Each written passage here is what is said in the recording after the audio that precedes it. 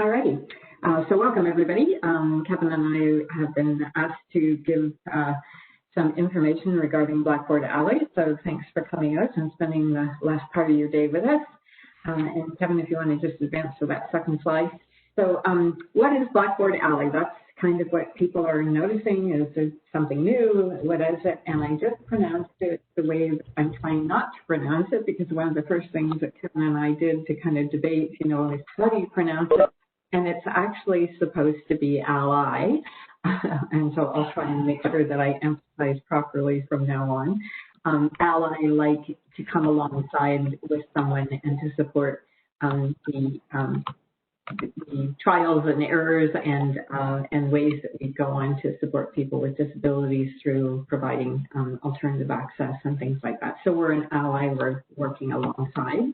So that's important to kind of keep in mind. It is an accessibility tool.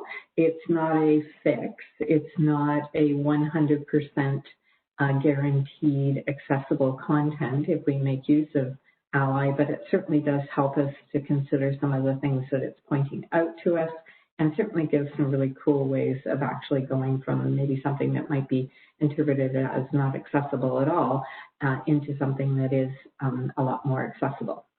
So we're trying to be an ally. We're trying to come alongside folks who need that alternative access. And if Kevin goes to the next slide, I'll just talk about why we have it. So it does align with the Census Accessible Use Policy. And I'm not sure if Kevin has that queued up, so I'm just going to put it in the chat. And if Kevin can just head there, the Accessible Use Policy, oops, I have to pick everyone here. The Accessible Use Policy is posted on the website of the college. And I really find it interesting that the one line, if people are joining me on there, if you kind of go through all of the administrative guidelines, the very second last point says, ensure wherever possible, all college-produced documents are in accessible and multiple formats, which gets us to the second point on this slide, which is universal design for learning. Sometimes when we actually look at accessibility and our knee-jerk reaction is, oh my gosh, if I don't get this right, someone from counseling is going to say, you have to do it, or the human rights or whoever else, the kind of human rights police are going to come and get us. And we don't want people to feel that. What we're trying to do is have everyone understand that some of the things that we do with our charts and graphs and stuff like that, when we actually look at what's being flagged from an accessibility perspective, can also mean a huge thing for someone who's just looking at a chart and kind of, going cross-eyed, trying to follow the lines and everything else like that, or what on earth do these columns mean when we've gone on to a second page and things like that. So a lot of the things that Ally is actually flagging will actually support all our students, especially when we look at some of the formats that Ally does provide for students, when we actually have a look at some of the things that it's gone and looked at and then provided those alternative formats. So universal design for learning means that more than just our students who have accessibility accommodations, those kinds of things are going to benefit. Everyone's going to benefit. And especially when we consider the world that a lot of our students are in right now. So we were just chatting before we started about internet connection and phones and things like that. And some of our students are actually trying to take our classes on their phones, or they're trying to take their classes when they have young children who are yelling in the background. They may be missing things. And so we want to be really kind of empathetic to the environment that our students are in.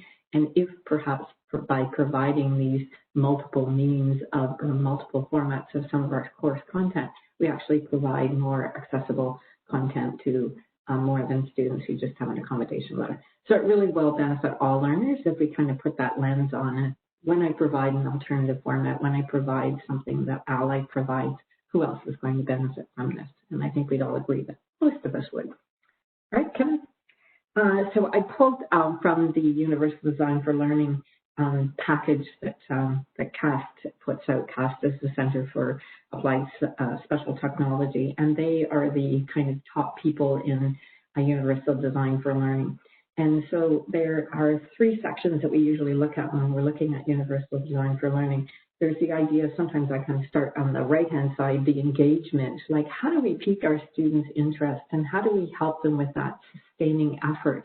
And one of the things that I think our online environment has done is it means that a lot of the times we really need to be butts in a seat in front of a computer and either reading or watching a video. And so that sustained effort and persistence can be really, really difficult to maintain.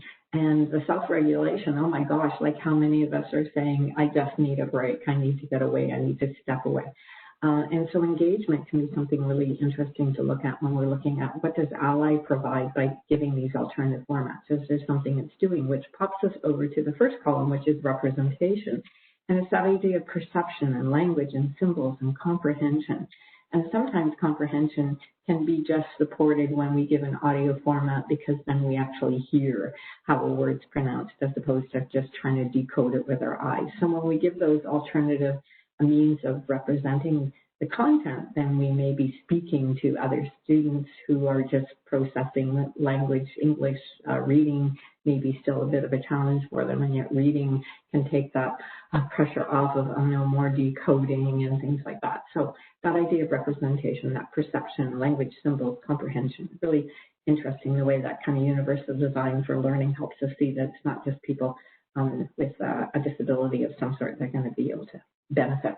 And then even the physical action in the middle there, that action expression, usually we're looking at now going on to assessing what do our students know. And so that physical action often is like dragging a piece of paper or a pencil across a page. Well, most of us aren't doing that now. We're doing a lot of online testing through Blackboard. The expression and fluency and how can our students actually show what they know instead of just doing a written test.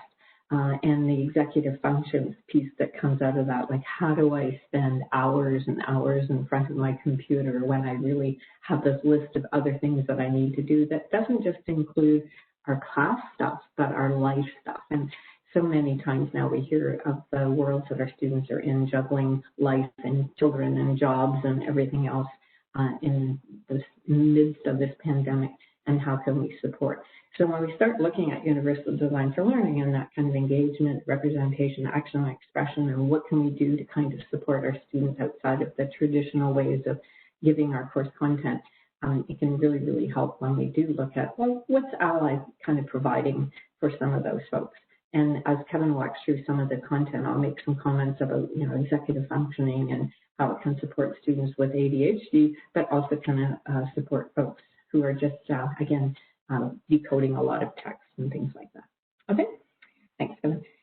So what does Blackboard Ally do and don't do? So it is for students and provides alternative formats and many types. And we talk about the different types for that. And when we're talking types, we're talking that it will provide a tag, OCR, a tagged PDF, HTML. When our students are spending a lot of times on their phone, is there a way that that content can kind of be delivered in a more user visually friendly way? Electronic Braille is one, and that might be the one that we might kind of go, yeah, that is for students who are low vision or blind. Beeline Reader is the one that Kevin's going to give us a demonstration of, and I'll talk about that when we see that. There's Translated, although we don't think that's been turned on. So when we get those different formats for our students to kind of choose from, there's ways that it can take content that might be just really difficult to process visually and turn it into some of those other formats. For faculty, it indicates how accessible a file is, and that information isn't shared with the students. They don't see that you have a red or a yellow, and if you've been on your courses, you might have noticed these, or a green indicator. But it does help you as faculty know, maybe there's something I need to do with this particular file. And the idea isn't to think, oh my gosh, if I don't make everything perfect, I'm going to be reported on my reds to someone. No, the idea is to help us kind of go and progress to a more accessible format that more students are going to benefit from. And so it does actually provide those inline tools that will actually take you through step by step. Here's what's the first thing I've noticed that you need to fix, and tells you how to fix it, and Kevin will demonstrate that. So it can be really, really helpful when you've got, as Kevin will point out, how much time does it take them to kind of go through a process. you might have 15, 20 minutes and you think, maybe I could take that red and turn it into something different on my course. I happen to notice a red flag on one of my sections, and we can, or red gauge, and so we can go and check those. It doesn't automatically fix. So it doesn't kind of take something and make it better. So if you have, for example, a 1,000-page math textbook, it's not going to go through that 1,000-page math book and fix every issue automatically for you. It's going to walk you through how you might be able to address any of those issues that come up.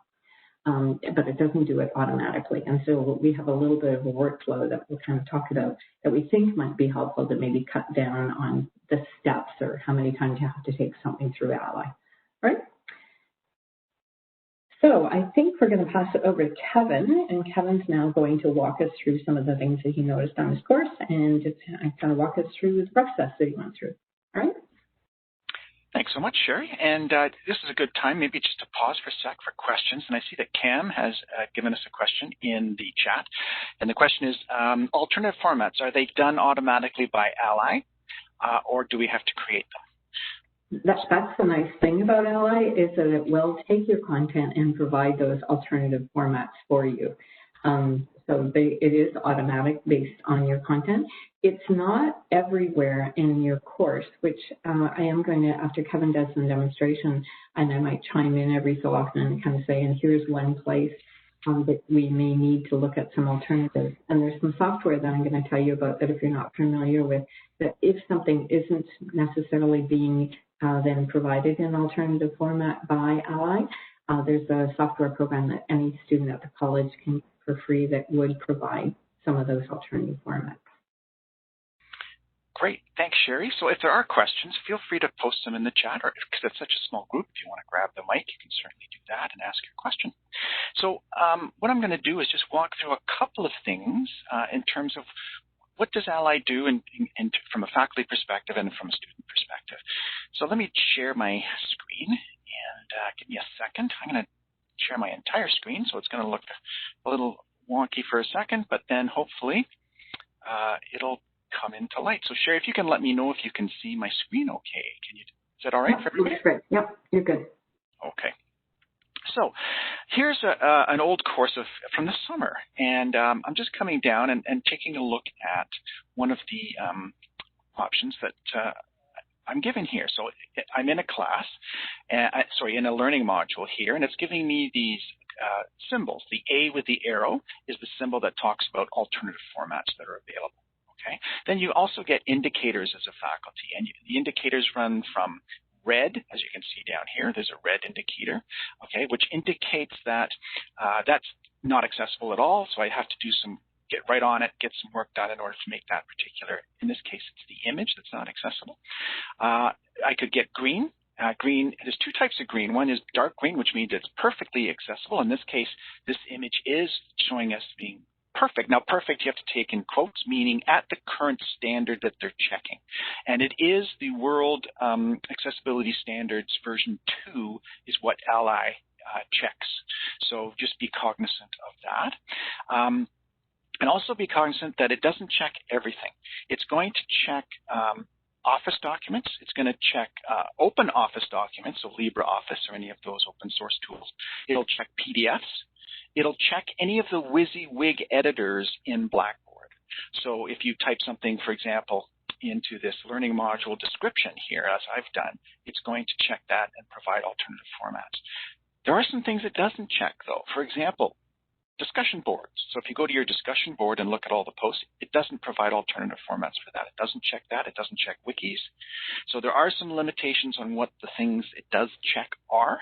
It's improving all the time, but it's not there. It's not a complete solution, as Sherry mentioned. It's not a 100% solution, but we're getting there. The goal for us is on the road to better accessibility. So this is a tool that can help us. And the other thing I wanted to mention when I get into the demo is you can use all tools in combination, so that you can use the accessibility checkers in Office and Adobe and Ally in combination to get better accessible documents for your students. All right, so let's see how I'm going to look at this. I've come into my course. I got a red thingy here. What do I do? So the first thing you do is you click on the indicator, okay, and it will pop up, and it should give you in a second a score. So this is only a 25% score. That's a bad score. But what it's telling you is that, what does this mean? So it'll give you the option to say, what happened here? Okay, so what I've got here is a bad image description. Now, here's an interesting point. I put in alternative text in for this image. However, the alternative text I used was the same as the file name. So that's a big no-no in accessibility. Don't use the same file name as your alternative text, even if it's descriptive. I put in here that the image was of a stop sign image, okay? So it's telling you we should edit that. And in this case, it's an inline tool. It's giving you right here the opportunity to fix this inline without having to go out, re-upload the image, all that kind of stuff. So I should get a better description. And it also provides things like how to write good descriptions. So it gives you a little hint. You know, here's how you might want to write a good description. So for this particular image, it talks about a farmer standing in a field of yellow canola crops with a sign in the foreground reading grown for biofuel. Okay. So that gives you a little bit of a hint about that. And there's more information that you can scroll through in order to learn more about how to do that. I think I've got what I need to right now. So the name of the file was stop sign icon, and my description was stop sign icon. So that's why it's tagged at really low. So what I need to do is give it a better description. So I could say, I could put here as an image of a red octagon. I can spell this right. I'm going to interject here and say, it's interesting that when Kevin was explaining this the other day, red octagon with white text saying stop.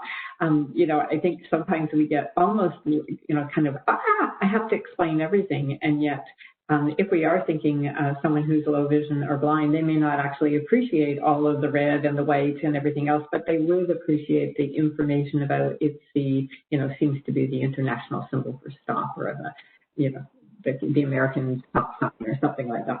So yeah, sometimes we get kind of like, oh my gosh, I have to give you way more information. Yeah, so there we go. I just put in the image, a red octagon with the English word stop written in white uppercase letters in the center. Maybe I should even put that. Okay, and then I can save that. Let's see what happens now. All right, I've gone from 25% to perfect. That was a very simple fix, and it just flagged that. And I didn't know that I could. I thought my alternative text was good enough, but it wasn't. So Ally flagged that for me, which is great. So that got that fixed. Okay, and the other good thing about this I found is I fixed it here in this learning module, and for all my other learning modules, it was also fixed. So I have to go back and double check that, but it seemed to be that way, which was kind of a nice little thing there. Okay, so that's just wanted to show you that one. So I've got that one fixed now. Let me go back, and I'm going to open up. Sorry, I've got to come up here, and WebEx always puts the stuff up at the top, so I've got to move this around a little bit so I can get access to it. So give me a second. And there we go. I'm going to go to another course here. All right. Again, hopefully you can see. Okay. Go. All right. So let me go into another part of the course. I just want to show you now from the student perspective to see what's happening there.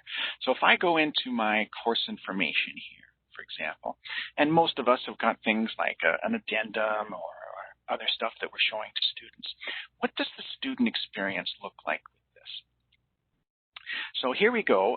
You might notice that I go into my area here that the indicators are no longer visible. So I've gone into my course as a student, a preview user. All the students will see will be these icons, the A icon with the arrow coming down. So let's take a look then at, I've got this addendum file here. What do these symbols mean? So I can go to the first one. Here's the title part, and it's got a, yeah?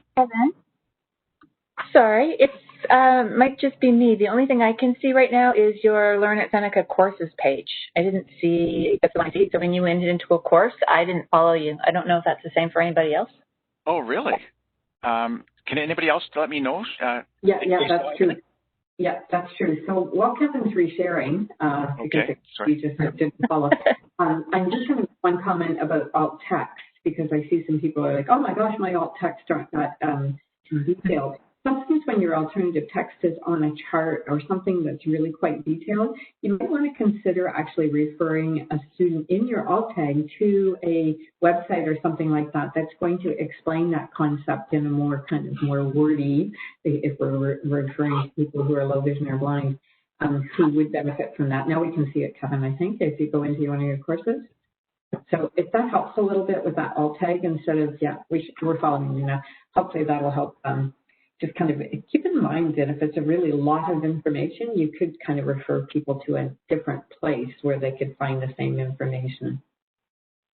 Okay. How's that? Can you see my course now? Yeah, we're good. Okay. Yep. Did you see the other one where I did the stop sign one? Yeah, we're good there. Yeah. Okay, so it looks like it just went out of there. Okay, that's good. So I'm in as a student. Let me go to the course information here. And now you'll notice that the indicators, can you see, hopefully you can see this. The indicators are not there, so students don't see the indicators. But what they do see is the icon, the A with the arrow, which provides the alternative formats. So for this particular item in my course information, which is the addendum and weekly schedule, I've got two A icons here with the arrows. One is for just the file, okay, and one is for whatever else is in this particular item. So let me show you that one just so we can get a sense of it. This will give us the most bang for our buck.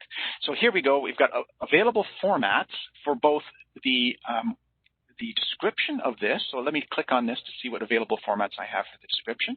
I have EPUB, electronic braille, audio, and Beeline Reader. And we'll take a look at a couple of these in a second. There is more types of alternative formats depending on the file. One of the ones that's not turned on yet, I believe, and they're still working on it because it's not perfect yet, is translate. So you might also see translate this item into another language, whatever that language might be. It might be the original language of the user that they might prefer to get. Okay, so I'm just going to close that for a second. Let me go in and do it again, but this time let's take a look at, for the actual file, which is a PDF, what options are available to me. So here we go. I've got HTML, EPUB, electronic braille, audio, and Beeline Reader. And if I was a student, I said, you know what, I'd rather just see this in HTML because maybe my PDF reader is wonky that I have on my phone. Let me show it to me just in HTML for now. So I click HTML and I go ahead and I'm going to download. Before I do that, let's just take a look at the terms of service. And just a couple of points here, that if you're going to download alternative formats, at least one of the following should be true. Do you own the copyright? It's your own work. Well, a student wouldn't own that particular copyright, okay? But do you have permission or license to download that? And if we're using a tool like a learning management system like Blackboard, and if we're uploading our content there, it's the assumption, and Sherry can correct me, the assumption is that you are giving students permission to use that content that you're uploading, and many of them, if they have accommodation, have that ability to do so as well. So it also mentions here about you have a disability that permits the creation of accessible versions of documentation. So it's always good to take a look at those terms of service and let your students know, just in case they're worried about it in terms of, can I do this? What can I and can't I do? Sherry, any other points about that you wanted to raise from accessibility standpoint? Yeah, someone had just mentioned that they noticed that one of your files didn't have an audio format. So I was just bringing up that one point that we just found out was that especially an audio file may not be produced if it's a large document, 70-page, 2-page document wouldn't produce. And the Blackboard said that it wouldn't produce any alternative formats, but Kevin's going to show us a textbook, which is over 1,000 pages, and yet it produces some alternative formats. So I think when they were responding to this, we were looking for some audio format, and the audio format seems to be the one that there might be some restrictions based on size. But again, when Kevin gets to his one textbook here, I think that's going to be interesting. Does that mean students can't download alternative formats if they're just doing it for ease of use? I think that's where Kevin was saying that basically, I think you had commented, Kevin, that if you're posting your stuff, you're giving implied consent for students to access it. So yeah, they don't have to have accommodations in order to be able to download the files in alternative format because there's implied consent there. Am I right on that one, Kevin? Yeah, I think so. And again, some of these questions probably will be struggled with in various committees throughout, but I think if we go with that notion, and many of us might be agreeable to open content and those types of things. And from a UDL perspective, it might be that a student might just want to have that for that particular instance to get that audio recording because maybe they're making dinner and they got a whole bunch of other stuff going on and I just want to listen to the file and not have to read and do some other things at that particular point in time. Yeah, and most of the time, when we're in these environments of education, there's a, again, sometimes very explicit, but the whole idea of rights to information. And for the most part, we assume that students are using the materials for their own education and not, to share it with 10,000 other people. That's just kind of implied when you come into a course that you understand that the information is being given to you because you are a student enrolled in that particular class. So any of the formats that I would download would also be for my own personal educational use. Hopefully that helps a little bit. Yeah, great. All right, so let's take a look now. Maybe we just wanted HTML for whatever reason. So I click the HTML option, I click download, and it will go ahead and download, and I'll see if I can pop it open. I hope you can see that. So here's the HTML version of it, okay? And it's just a straightforward HTML document. Hopefully you can see that. Let me know if you can. And so a person might want to go through and read that. And it might actually be easier, too, in some instances, if somebody wanted to apply something like a screen reader for this, it might be an easier format for them to do that in. Okay. Let me go back and let me know again if you can see okay my screen. Yeah. Can you do a Beeline Reader for me, Kevin? Sure can. So let's go and do that again, but let's try taking a look at Beeline Reader. What does that do in terms of providing alternative formats? So we'll give it a second and we'll open it up. And then, Sherry, if you want to speak to this in terms of how it works. So the interesting thing on this is there's lots of research that talks about how do we engage students who have executive function difficulties, and so concentration and things like that are sometimes impacted. And so what Beeline Reader does is it's just bringing one other modality into this reading task. So if you notice under the title there, the course, and it starts black and then it fades to or goes to a blue. And then if you go to the next line, it starts blue and then goes to black. And then if you keep following, so what Beeline Reader does is it involves one other kind of cognitive skill or cognitive kind of engagement so that students are somehow drawn into more of following the text and going line by line, and it's easier so it can take some of the cognitive load off. But for other students with ADHD, the more modalities that we can engage, whether it's visual or auditory, to keep them on task, it can be really supportive. So the Beeline Reader is probably the one that most folks are kind of going, never heard of that. And so I think it's interesting to show, and we're certainly exploring it. We're asking some of our students who have diagnosis of ADHD or those kinds of focus and concentration issues if they do find it supportive. So just another alternative that they're offering, which is interesting. Great. Thanks, Sherry. And so there you go. Now, we won't show the other ones just for the sake of time. I think, you could certainly go and play yourself in terms of what does EPUB look like, the audio file. This takes a little bit of time to generate, but it does work, and it pops open the audio file. And it's also to look at how big a document you're uploading in terms of what, if a student needs the audio version and it's a large document, how do they navigate through that audio, that sort of thing. So it's, have a look at it and check out all the different options that are available to folks. I do also want to mention here that there is an option, if I go up to alternative formats up here, to say available alternative formats. And I think they have, there was an option, I'm in as a student, so let me just go back into it as an instructor, and then I will show you a couple of other things here. A little bit different perspective from the faculty perspective here. Going to the course information. Now, if I go to alternative formats as a faculty member, and I look at this one, for example, okay, it says download alternative formats, and it gives me some option here to disable alternative formats for this file.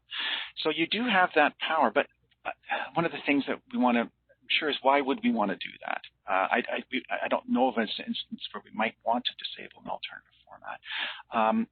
But you might have also noticed when I did the HTML version of this in the EPUB, it wasn't a perfect alternative format. For example, even if I go back and look at this option here, and I'll just pop it open again and open it up. Under weighting, I did have percentages under weighting here in the far column for things like whole numbers and decimals, but it didn't pick those up for whatever reason. So just be aware of that. And there's a couple of issues here. One is, so let me go back to, I'm just going to pop this out. Sorry, folks. Here we go. While Kevin's navigating there, I want to make one comment on, do we disable or leave it enabled? And you might be worried about tests and thinking, oh, they'll be able to download a test in an alternative format and then have a copy of my test.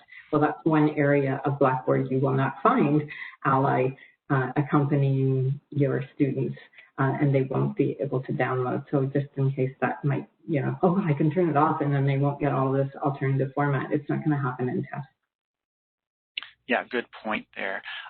So what I was going to talk about too is, let me just go into this week 1 here of a course, and I'm going to point out, I'm sorry, I was going to go here. Sorry about that. So here's another couple of examples that I want to show in terms of fixing things from the faculty perspective. Take a look here in this particular case where I have got the addendum in here, but it's giving me this orange indicator saying that it is room for improvement there. It's medium score, it's room for improvement. So how do I do that? So the key here is, if you provide a document that's not accessible, then the alternative formats are not going to be accessible completely either. So just be aware of that. It will provide alternative formats, there's no doubt about it, but these formats won't be as accessible, completely accessible either. They're as accessible as whatever document they're as accessible as the accessibility of the document you put into it. So here I've got an issue. I've got this orange. I got to fix it. So how do I do it? So let's go through the process again on this particular case. It's an addendum and weekly schedule. So I click on it, and again, it's going to pop up with some options. It's going to give me a score. So 66%. Okay, I'm getting there, but it's not great. I got to do some work here. So what it will do up here is that if there's multiple issues with the document, there's something here called all issues. Show me all the issues. Okay. So right now it initially showed me the first issue, and it's the issue that will provide you with the biggest bang for your buck, so to speak. So in this case, the PDF contains tables that are missing headers. So I look at this and say, oh, okay, I could get my score up to 94% if I did that. What do I have to do?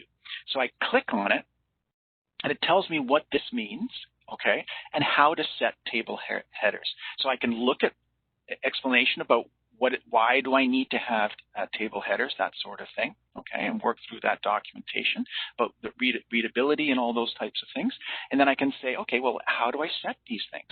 And it will walk you through. It says, do you have the original document, yes or no? And in this case, it's not an inline fix like it was with that image. I have to then say, okay, I got to go find the original document. I have it, so I'll say yes. What format is the original document in? So here you can see, is it Word? Is it PowerPoint? Is it LibreOffice? What is it? So it was a Word document that I created this from. And I happen to have Word 2016. So it goes through and tells you how to go about fixing the issue, okay? And when you're ready, and you go ahead and do it, so you actually have to come out and fix the problem and then upload back into Ally. So let's do that. I've got it open here. Hopefully you can see it in a second. So here is here's my document, okay? Then I have to go and fix some header issues initially, and it also has some other issues there that it tells me I need to fix. And to save time, I'll just go through and do all of those as well. And I'll see how my score improves. The other thing you can do with Office documents, and we actually suggest this workflow, is if Ally gives you an issue and says there's some issues here, you can go back in here, and I go to File, and I go to Check for in Info. depending on the version of Word you've got or PowerPoint or whatever Office document you've got, check for issues, I can run the accessibility checker. And it will tell me also very similar things. It'll give you errors, it'll give you warnings, and it'll give you tips, okay? So right now, errors, it's giving me the same thing, no header row specified in the table. So I click on that, and it highlights the area that should be the header row. Down here, it gives me information about why should I fix it and how to fix it. So it gives me the instructions right there to do it. So what I have to do in this case is I have to right-click here. I have to go to Table Properties, and I have to go to the row. Now, normally you go here, but I have to go to this tab called Row, and I have to repeat that as a header row, and then I should be good. Notice the error disappeared up here, and I'm just left with my warnings and my tips. Okay, so I'm getting there. That was a straightforward fix. So let's take a look at these warnings as well. What does this unclear hypertext mean? So I've got these links that just have the URL of the link. And I can come down here and I can see why should I fix it and how to fix it. Okay, so what they're telling me is I shouldn't just rely on just the URL. I should go in there and give also a description to this. So it tells me to right-click on this. I can edit the hyperlink. I can go up here and put in here something like the intro math website, as well as the actual link to it, like so. So providing both of these and saying okay. And then I'll do the same here. Notice, by the way, as I did that, my accessibility improved for that particular warning I was given over here. So I just have to repeat the process over here. So I'll do that quickly and put in that intro math website. There we go. And fix that up there. Now, a couple of things you do need to do is, oops, I spelled that wrong. It's just to double check that it makes sense when you do it. So available on the home page of the intro. Okay, so everything, the readability stays true, etc. Okay, now I've got this tip here that tips are something that, depending on the version of accessibility that you're working with, that are not an absolute requirement, but they're a good thing to go through and try to fix. So what is reading order? Reading order is something that's really important. So I go to the table, and this particular table here for grading policy, which I just copied out of a regular our stuff that we were given by Seneca College. It's just, for readability, it should just simply go from, cell to cell all the way down. And it tells you how to fix this. And one of the things you can do is just right-click on this one at the table properties. Oops, cancel. Let me just get up there. And I can go into some table design options here and just pick one of the layout styles for the table. And that usually helps to fix these things up. Okay. And then I've also got, no header row specified for the table. So it found another error once I've established that to be a proper reading order. Okay, so let's go and fix that. We know how to fix table reading order stuff. We go to table properties, we go to row and repeat this header row, click OK. And now my green check mark tells me, I'm good. I've got an accessible document. So I'm going to go and save this document now. File. Save as, and I'll just keep it as a Word doc for now. I'll put it on my PC here. Where did I have it? In the app. Here we go, and I'll just call this version 2. Okay, and this is an example too of I'm using a tool in Office. It's not Ally. Ally identified some issues. So, and I've come back here and used another tool to fix a lot of issues. Let me see how I improve my score. So now I can come down here. I think I've picked up quite a few of the issues here, but maybe not. Let's see. I'll go to Browse, and I'll upload this file. Okay.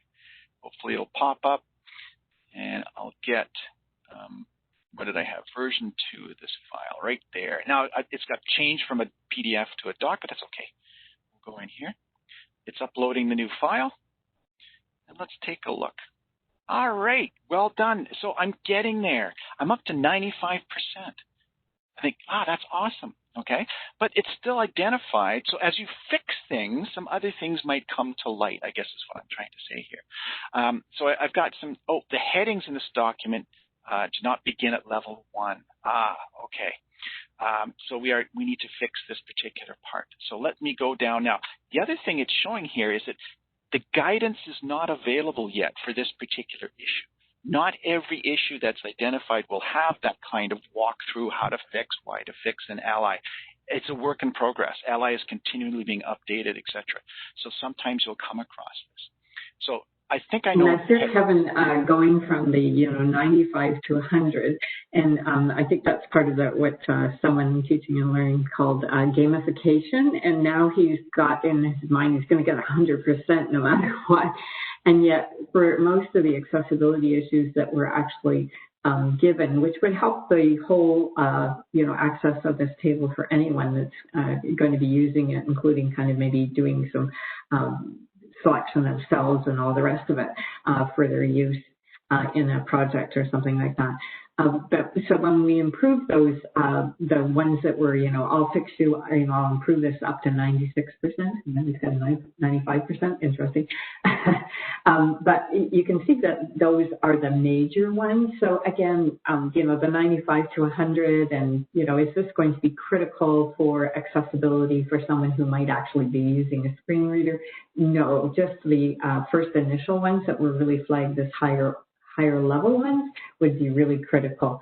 So don't worry about I have to get to 100%. What you want to do is you want to be looking for those ones that are flagged as yellow or red and see if you can move them nicely up. But don't think that you have to win the game to 100% every time. It's I like Thomas Tobin, who's a UDL kind of guru, and he always says, let's just approach this whole thing about universal design for learning with a +1 attitude. Like, don't think I have to fix everything and be perfect in everything, but just what can I do? What's one little thing I can add one kind of step forward, and then we kind of take those little steps.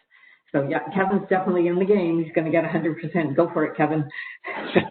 I'll try, Sherry. I'll try. But thanks for that. And again, it's a process, right? We're on that path to better accessibility every day, every week, every month, every semester kind of deal. The other thing I point out here, it's also a lighter green here. 100% would be dark green. Light green tells you you're not quite there, but you're good, but it's not quite there.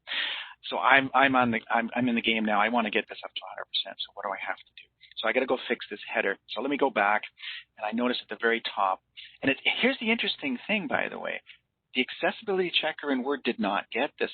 Ally did. Right? So you're combining these tools to get better accessibility. So what it had to be here is this title that's here should be a heading number 1 style. So there we go. And I'll just save this file again. I'll call it, just for the sake of argument for today, I will go to version 3. Okay. Just so I keep not 100%. So maybe you know what? Here's an interesting thing. So remember, I uploaded as. So let me show you a couple more things that are kind of interesting here. I'll come back here. Let me browse and see what happens. I'll go to my version 3. This one here. I'll upload that again. Takes a couple of seconds. It's pretty quick. So that's the good thing. Okay. Oh, I'm up to perfect. I got my 100. Whoops. Where did it go? I'm up to perfect. Okay. So there it is. It's showing perfect. My score. But here's an interesting thing. Okay, here's an interesting. By the way, there's those weightings that I had in the document that didn't show in the HTML or Beeline versions. Let me go back. I'm going to go here, and I'm going to save this back into the original format as a PDF. That's the way I usually actually give students both versions, but I like to give PDFs because of the portability of multiple devices being able to read that. I'll just save that in there. And here's some interesting things that happen. Let's see if it'll fix it. Okay, I've got it now as a PDF, no problem. I'll go back into my document, and I'm going to upload and edit this and upload the PDF. Okay, so I'll take off my perfect 100%, or I'll also add in the PDF version. Maybe that's a better way to think about it. Let's go to version 3 here. I'll upload that. Perfect. I'll just leave it like that for now. All right. It'll go in there. So I've got both versions here. It doesn't automatically give you a score right away. It might take a couple of seconds. So if I just pop out for a second, and then I'll come back in and see how quickly it does it into my course information. Okay. All right. Yeah, this one's dark green. That Word document was perfect. My PDF, though, it's not quite perfect. Let me click on it, okay, and say, oh, it's 99%. Oh, crap. But what was the issue, okay? It doesn't have a title. How do you add a title to a PDF document? Well, to be honest, what I did is I come back here, even though the Word accessibility tells me it's 100%, it's not quite there because this is how it tells you how to do it. Because you can go and read what it tells LI gives you, but what you do is you go to the properties in here, you go to advanced properties, and you have to put in in the summary tab, you have to put in a title. So this is the Introduction to Mathematics,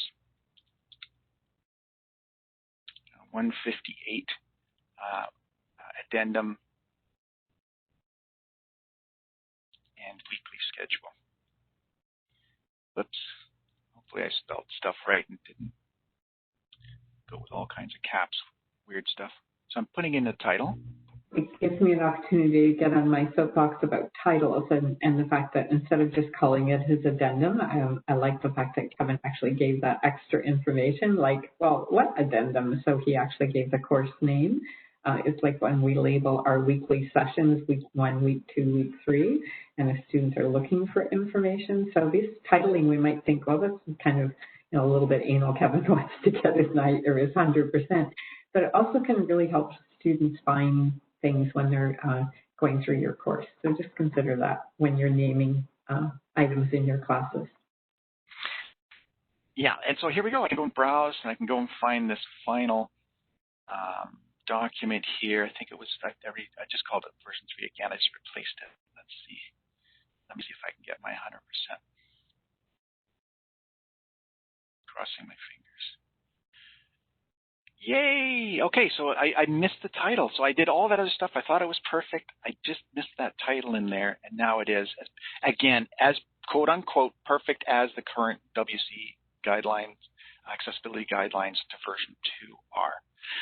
Okay, there we go. So that's that. Now, this will work with PowerPoint files, Office files, LibreOffice files, PDFs, those kinds. That's what it's checking from there. Now, here's a final thing here, too, is coming down to my alternative textbook. Oh, dear, look at this. I've got an alternative textbook that I'm using. It's not the main textbook, but for folks that don't want to pay for the prescribed textbook in this particular course, I often always provide an alternative open textbook. Now, the interesting thing for this particular textbook is that it's got a very low score, and it's only 6%. And this really surprised me because I got it from OpenStax, which says that it provides open, accessible content, and they do, and there's no way here that I want to disparage OpenStax. I just love what open folks are doing in terms of open content, providing these types of things. But I was surprised why this was so low. And what I did is I brought the file down, and so I'll show you a couple of things to fix here.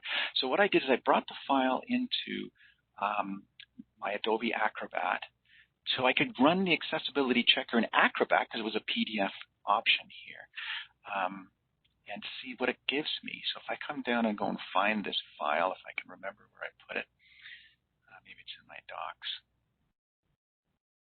Nope. Hang on one second. I'll go find it. Here it is. It's this one right here. Okay. So let me go and open it up. And here it is. Now, what I want to do is run the accessibility checker in Adobe. So remember, like we have, we're using a combination of tools to see if we can improve our accessibility. So we use the Office checker. Now let's take a look at the checker in Adobe. If you can't find it, it's under Tools. And if it's not listed here, you can search. You can search up here for the accessibility tool. I'm just trying to, it does take a couple of seconds. There we go. Here it is. It's found it. So I want to open this tool up and see what it gives me. So now I've opened the tool, and here is the accessibility check in Adobe. Okay, so I'll say go, start check and do it. Now it takes a little while. This is a large file. Remember, Sherry was talking about files. Do they provide alternative formats? I'll show you that in a second. For larger files, this one happens to be about a 1,000-page textbook. but as you'll see in a second, it did actually provide alternative formats for it. They generally give you a 100,000 character limit that they say any file bigger than that, it's not going to be able to generate alternative formats, at least some of the formats that are there. So as I ran this accessibility checker, and it's almost there, give it a couple of seconds.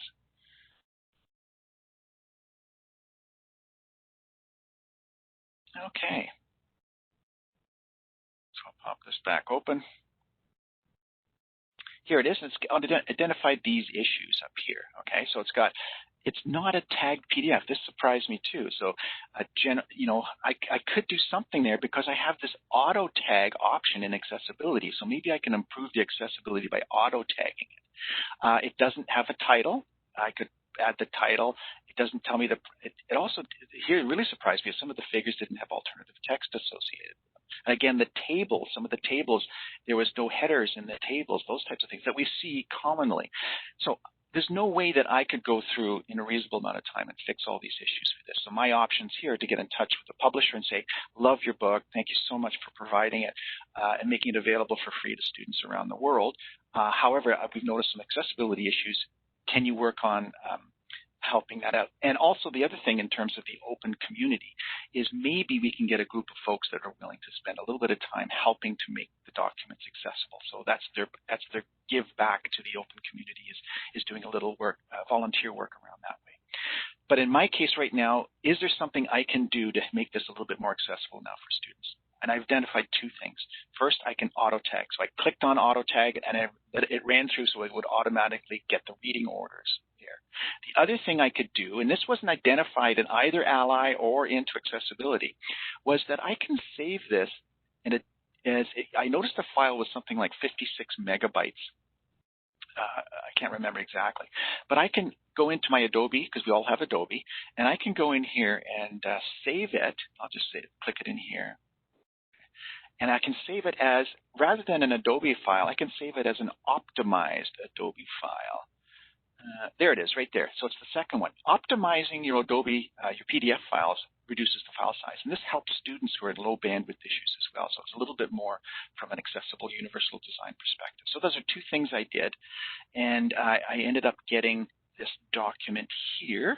I'll come out of here now because I don't want to run that auto tagger and all that stuff because it'll take a little bit of a while. But I'll come down here and I'll browse my options here. And I'll look for in my course that file that I did for, it's in docs, and is it a PDF, all files? No, it's not there. I had it, where did I put it? Maybe it's in down here. It was a pre-algebra and version 2. There it is. That version 2 I had when I auto-tagged it and did all those types of things. So let me put that one back in, and it'll take a couple of minutes to get in there, etc. And then see if my score improves with those things. I might not be perfect. It might not be even in the green. It isn't when I looked at it. I know this is taking some time on here. It's quite a big file. So maybe what I'll do, there it goes. It's uploading it. I'll just go and this is what I did in my other section of the course here. I'll show it to you here. So remember, it was red, 6%. Now, when I did those two things, I got this up to a medium score. It wasn't in the green. It still needs some work, and I'll have to get onto the publisher, OpenStax, to fix it. But I got it up to 46% just on things that I could do myself. Then the other thing I did was I also, from an alternative representation, UDL point of view, I went in and added the link to the online version of the textbook, which is an HTML version. And also, I just wanted to finally point out, if I click on the alternative formats, it is giving me the options of HTML, EPUB, audio for this file, even though it's a 1,000-page file. So there's some things that you can do, and keeping in mind, and going back to Cher's point, that work on getting towards accessibility. It doesn't have to be perfect all the time. Gauge your time. How much can I spend on moving this? Now that it's indicated some things, what can I do on it? A bit here, a bit there, so that I'm getting there on that path. Okay, I'm looking at the time, yeah, and I think with the time left, can I Absolutely. Can I just show quickly read, write, goal for Yep. folks? Okay, so if you're okay, I'm just going to take over sharing screens. All right? There you go. Yeah. Yeah, absolutely. Yeah, so there we go. So hopefully you can see my screen, and what I have in front of me, there's a little icon of me, which we'll get rid of, is I have the Read, Write, Goal banner, which is a tool that students can download for free. Any student, again, when we're talking universal design for learning, who might benefit from having access to a piece of software that'll do something like perhaps read some of these comments. And we knew Kevin was mentioning, like, for example, on a discussion posting, you'll see that I have no Ally download, so I couldn't get alternative text. Now, they're pretty small sections of text, and you might think, well, they don't need it on that. You may think of another section of your course where some discussions are quite long. And what students can do with that is they can use something like what's called the screenshot reader. They can actually take the text and actually draw a box around it, and then it'll read that out to them. Which again, when we're talking, and it may not read the audio out loud for you folks, but when we're talking about folks that are using English as additional language learners, maybe perhaps learning some new content, so it's just, now it's going to read that out. So again, I'm not sure if it's actually doing the audio, but it was reading that out loud. So again, if we have English as additional language learners, they might be encountering words for the first time. How do I pronounce that word? So the tools in Read, Write, Goal can be really quite helpful. I'm just going to slide over onto my screen. There's information on how you can actually get Read, Write, Goal. I'll put it in the chat window. So if you do want to refer your students to Read, Write, Goal, it does a lot more than just read. It helps with spelling. It helps with words like then, or to, there. They can get a lot of support for their writing. So it's a really, I call it a program on steroids. And I just wanted to make sure that people are aware that any student at the college can have it. It's not just for our students who are registered in the counseling and accessibility services area. So thanks for letting me slip that in with 1 minute left. I'm going to stop sharing my screen, and Kevin can bring us to the home stretch.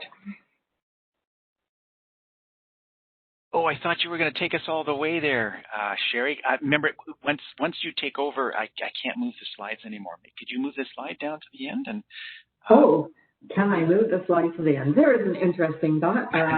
Perhaps I can. Oh, hang on. Sorry. Yeah, and I think our last slide is where to get help, right? And, yes. So if there's technical issues with Ally, it's BB support at senecacollege.ca. I'm going to put these in the chat area. And if there's pedagogical things around, or teaching and learning issues around it, then of course that's with teaching at senecacollege.ca. Just wanted to mention those parts out. And I think as folks get familiar with it, and as you mentioned earlier, the alternative formats, there's nothing you have to do on your side of things. They are automatically generated. Indicators are automatically created, but if indicators are yellow or orange, I should say, or red, then there is some work to be done in terms of trying to fix them and move them to be more green from there. So in summary, combination of tools. You've got the accessibility checker in Office, accessibility checker in Adobe. Ally is going to help as well. And then finding a workflow that works for you and making your stuff as accessible as it can be. And I think the tool those alternate formats, I think, are wonderful for students. And I think that'll be a real bonus for us moving forward. And that's it. Sherry, last word to you.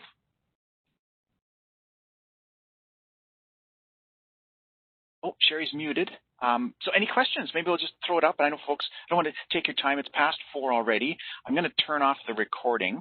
But if you want some questions, please fire them away. You can take the mic, and